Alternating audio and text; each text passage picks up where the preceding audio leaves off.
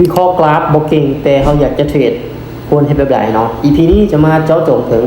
วิธีการเทรดโดยใช้วิลเลียมแฟกทอร์เนาะอันนี้ก็เป็นสัญญาณ buy sell ที่ค่อนข้างว่าใช้ได้ผลแต่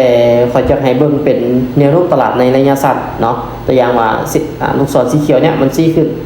แม่นตลาดจะเป็นขาลงถ้าลูกศรมันซี่ลงเนี่ยตลาดจะเป็นขาขึ้นเนาะโอเคเดี๋ยวมื้อนี้จะมาสาธิตแล้วก็เข้าออเดอร์ให้เบิ่งพร้อมเนาะโอเคจังหวะนี้ลูกศรมันซี่ขึ้นแห้งขายกดราคาลงมาเฮาเซลเนาะเฮาเซลลงมาแต่จะย้ำว่าในการเข้าตามเรียนฟิกทอกับบริการันตีว่าเขาจะบินทุกไม้ทุกๆออเดอร์ที่มันซี่มามันจะบินเปี้ยๆมันก็บ่แม่นเนาะทุกคนเนาะมันขึ้นอยู่กับปัจจัยของแห่งซื้อแห่งขายในตลาดก่อนต้องตัวอย่างว่าจุดเนี้ยมันซี่ลงแต่ว่าเขาซี่ขึ้นเขาขายลงแต่ว่ามันบ่ลงเพราะว่าแนวโน้มตลาดยังขึ้นไปต่อได้อะไรกับลูกศรเนี้ยเขากดออเดอร์แล้วลูกศรเนี้ยมันเข้ามาเนาะมันเข้ามากับในแห่งซื้อดันขึ้นเนาะลงป่ะสวยงามยังได้ผลอยู่ทุกคนเนาะปีเดียวสุดท้ายเนาะจะตกใจไปเลย คิดว่าสิแจกเลยโอเคทีนี้เอากำไรไปหมดเลยได้กำไรมาเท่าไหร่เอากำไรไปหมดเลยเนาะโอเค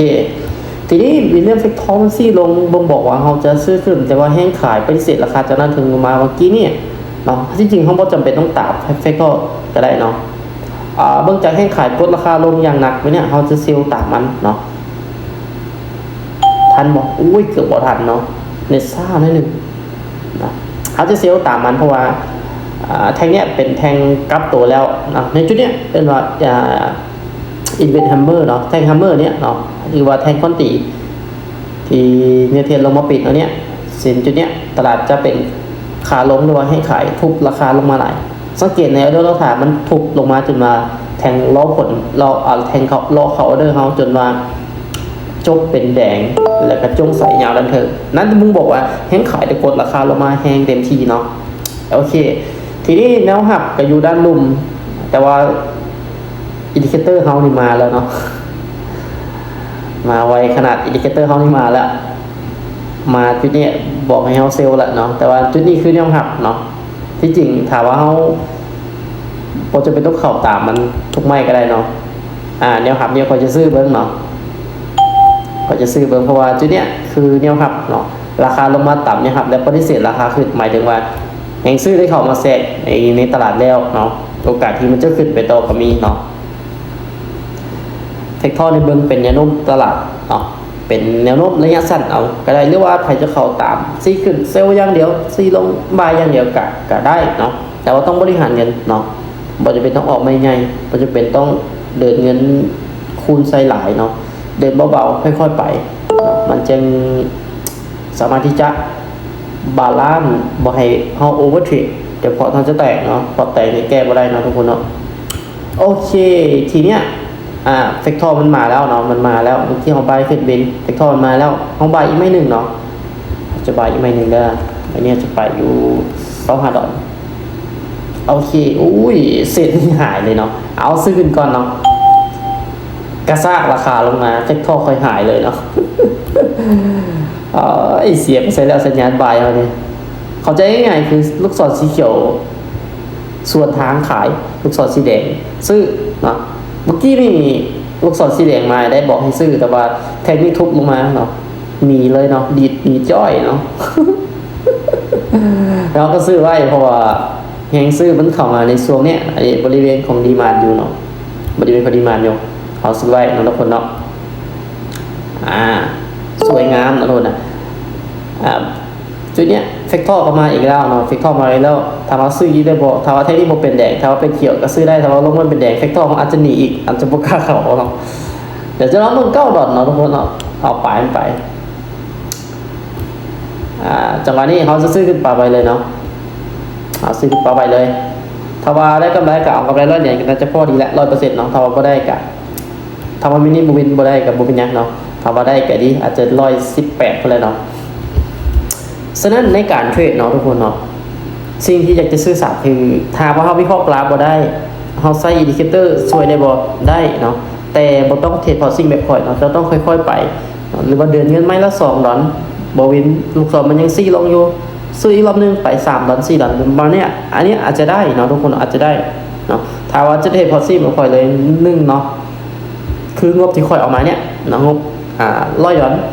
คือหับความเสี่ยงได้ประมาณเนี้ย100 ดอลถ้าว่าแตก100 ดอลไปเนี่ยค่อยก็จะหยุดเนาะถ้าว่าได้กำไรค่อยก็จะเอานั่นคือวิธีการของค่อยคือค่อยเอาเงินน้อยมาเสี่ยงเอาเงินจำนวนหลายเนาะแต่มันก็บ่ได้ทุกครั้งหรอกบางครั้งจกออกมา50 ดอลเทรดไปเทรดมาแตกก็มีเนาะบางครั้งจกออกมา10 ดอลเทรดไปเทรดมาฮอด30-40ก็มีเนาะมันเป็นจุดหนึ่งที่ให้เรานั้นท้าทายตัวเองเนาะในการเทรดบอสซิ่งเนาะเพราะว่าเราจะได้ฝึกสกิลไปในตัวว่าจุดเข้าของเราจุดอ่านกราฟของเราตลาดเป็นยังไงความรู้ของเราพัฒนากับมันได้หลายสักหน่อยอันนี้คือสิ่งที่คอยพยายามฝึกอยู่กับการเทรดบอสซิ่งเนาะง่ายๆเนาะเราต้องกล้าที่จะเสี่ยงถ้าว่าอยากจะเทรดบอสซิ่งเนาะต้องกล้าที่จะเสี่ยงโอกาสเสี่ยงนี้แล้วเลยเนาะเดี๋ยวจะเข้าอีกไม่หนึ่งเขาอีกไม่หนึ่งเนาะอยากจะได้200กลมๆนะบ่อยากได้ปลายมัน17 ดอลบ่อยากได้เนาะเดี๋ยวสิใส่อีกไม่หนึ่งถ้าว่าได้ก็จะไปได้มาอยู่234เนาะแต่ว่าเสียก็เอา100 เหรียญกลมๆเนาะให้มันเต็มประมาณ200จังหวะนี้แห้งขายเข้ามาแทรกแต่ว่า1แฟกทอร์ยังซี่ลงมาอยู่เนาะแต่ว่าโซนนี้คนอ่านว่าตลาดมันถึงแนวต้านแล้วเนาะก็จะเลยเลือกที่จะขายลงมาเขาจะสวนทางแฟกทอร์ไปนิดนึงเนาะเพราะว่าที่จริงเขาก็จะเป็นต้องตามมันทุกไม่ก็ได้เนาะเบิ่งว่าแนวโน้มขาขึ้นแต่ว่าจุดเนี่ยอันนี้คือแนวต้านโซนของซัพพลายโดยแห้งขายกดราคาลงมาอย่างต่อเนื่องเนาะแทงเนี้ยกดลงมาเป็นแดงแล้วแทงเนี้ยปฏิเสธราคาลงมาเขาก็เลยเลือกที่จะเซลล์ตามเนาะแต่ตามมันเดี๋ยวเบิ่งว่าจะได้134 ดอลบอกกำไรหรือว่าจะได้อยู่100 เหรียญกลมๆเนาะก็ถือว่าลงมาเนี่ยลงคนเนาะใส่ได้ยูเฟกทอร์กับสำคัญคือถามว่าใส่ในความแนวต้านคู่กับแฟกทอร์นี่โอ้เสมอเนาะ เกือบบอลอดเนาะสัญญาณบายมาแล้วนี่สัญญาณเซลล์มาแล้วนี่เอาอีกจังไม่ดูยังบ่แล้วเนาะยังบ่แล้วจังหวะนี้ลงมาแต่ว่าตลาดติดจุดนี้เนาะแต่ว่าสัญญาณเซลล์ลงมาแล้วเซลล์ตามซะนะเซลล์ตามเลยนี่จะเป็นวิธีการเทรดเนาะที่จริง